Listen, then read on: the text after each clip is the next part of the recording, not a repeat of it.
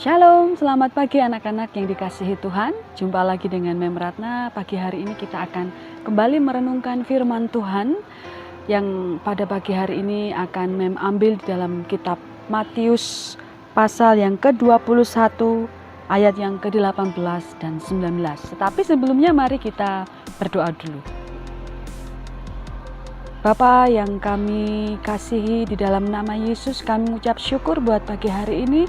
Kami diberi kesempatan kembali untuk kami boleh merenungkan firman-Mu.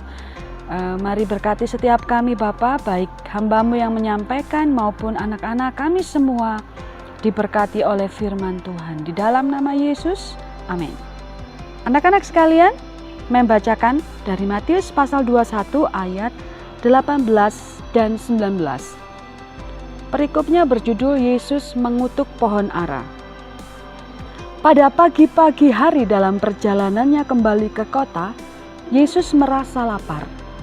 Dekat jalan, ia melihat pohon ara, lalu pergi ke situ.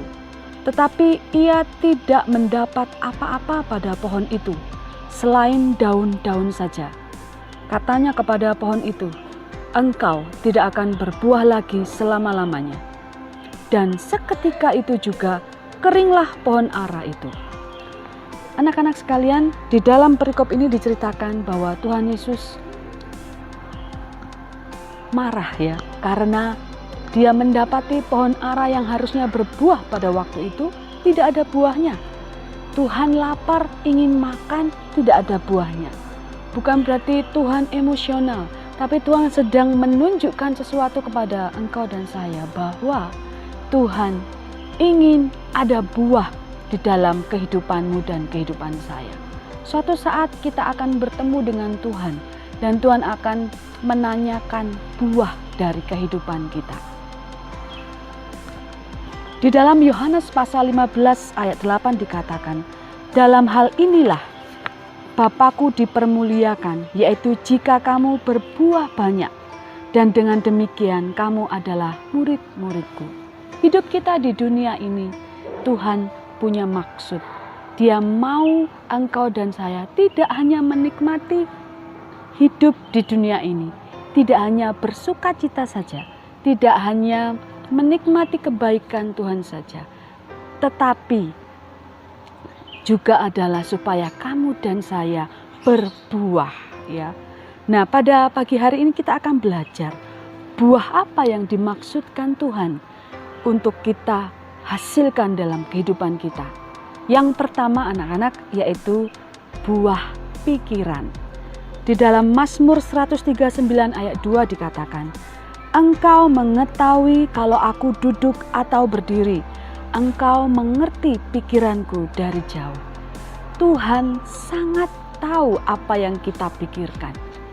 Sebelum kita ngomong, sebelum kita mencurahkan hati kita atau apa yang ada dalam benak kita melalui perkataan kita, Tuhan sudah tahu lebih dahulu pikiran kita. Bahkan ketika kita diam, kita berpikir yang macam-macam, Tuhan tahu. Karena itu apa yang ada di dalam diri seseorang itu biasanya ada di dalam pikirannya atau di dalam hatinya.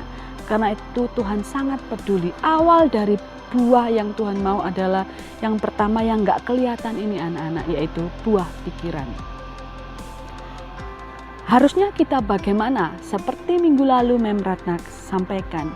Di dalam Filipi pasal 4 ayat 8 dikatakan, "Jadi akhirnya saudara-saudara, semua yang benar, semua yang mulia, semua yang adil, semua yang suci, semua yang manis, semua yang sedap didengar, semua yang disebut kebajikan dan patut dipuji, pikirkanlah semuanya itu." Tuhan mau kita memiliki pikiran yang positif, bukan yang negatif. Pikiran yang bersih, bukan yang kotor, ya. Pikiran yang mulia, bukan yang jahat. Pikiran yang berorientasi kepada solusi, bukan yang berorientasi kepada permasalahan. Nah, anak-anak, mari kita memiliki buah pikiran yang demikian supaya kita memuliakan Tuhan. Yang kedua adalah buah perkataan. Di dalam Ibrani pasal 13 ayat 15 dikatakan, sebab itu marilah kita oleh Dia senantiasa mempersembahkan korban syukur kepada Allah, yaitu ucapan bibir yang memuliakan namanya. Yang kedua adalah buah perkataan. Buah perkataan, saya ada 3 dari perkataan yang mestinya keluar dari mulut kita, yaitu ucapan syukur. Tuhan senang kalau kita tahu berterima kasih, tahu mengucap syukur. Lawannya adalah bersungut-sungut. Nah, ini anak-anak, mari kita cek dan recheck. Apakah kita lebih banyak bersyukur atau bersungut-sungut? Nah, kalau kita penuh ucapan syukur itu berarti kita berbuah, ya. Mari kita ganti ucapan yang sungut-sungut menjadi ucapan syukur. Buah perkataan selanjutnya adalah dalam 1 Petrus 3 ayat 10 dikatakan, siapa yang mau mencintai hidup dan mau melihat hari-hari baik, ia harus menjaga lidahnya terhadap yang jahat dan bibirnya terhadap ucapan-ucapan yang menipu. Nah, anak-anak sekalian, buah perkataan itu termasuk ucapan yang benar. Kita belajar mengatakan apa yang benar, gak berbelit-belit. No bad liar, ya. Ada lagu katakan judulnya bad liar, ya. Jangan jadi bad liar, orang yang suka berbohong, ya. No gossip, anak Tuhan. Jangan suka menggosip, karena seringkali dalam gosip tuh kecenderungan ketidakbenaran itu besar, ya.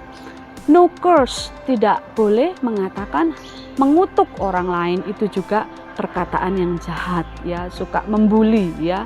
Mari kita sama-sama belajar anak-anak Tuhan mengatakan yang baik-baik saja, ya.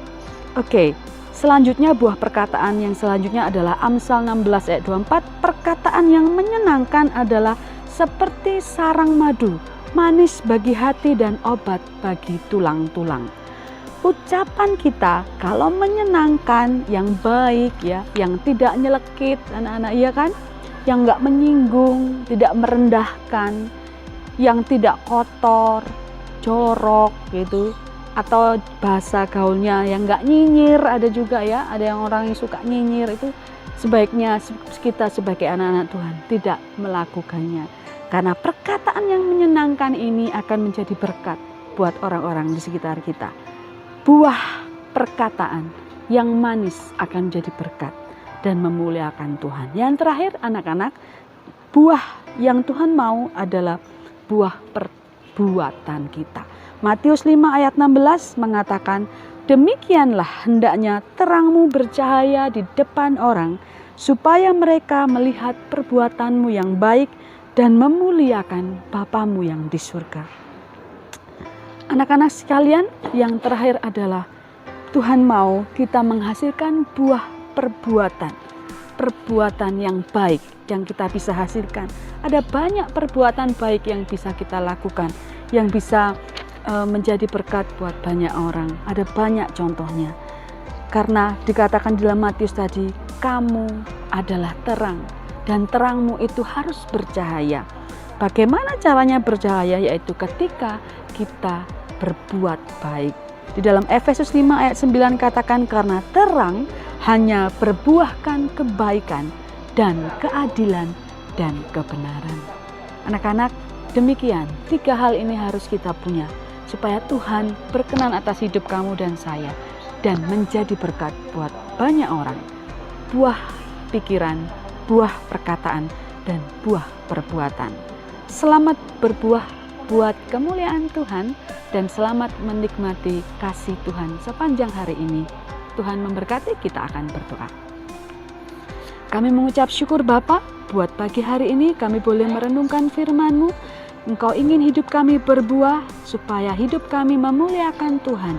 Ajar kami untuk berpikir benar, berpikir apa yang memuliakan Tuhan, berkata-kata yang baik dan benar, untuk boleh menjadi berkat bagi banyak orang. Dan juga bertingkah laku, berbuat apa yang baik, sehingga terang kami boleh percaya dan nama Tuhan dipermuliakan. Berkati anak-anak-Mu Bapa sepanjang hari ini, juga kami semua Bapak Ibu Guru, biarlah hidup kami penuh buah memuliakan Tuhan. Di dalam nama Yesus, haleluya, amin. Terima kasih, Tuhan memberkati.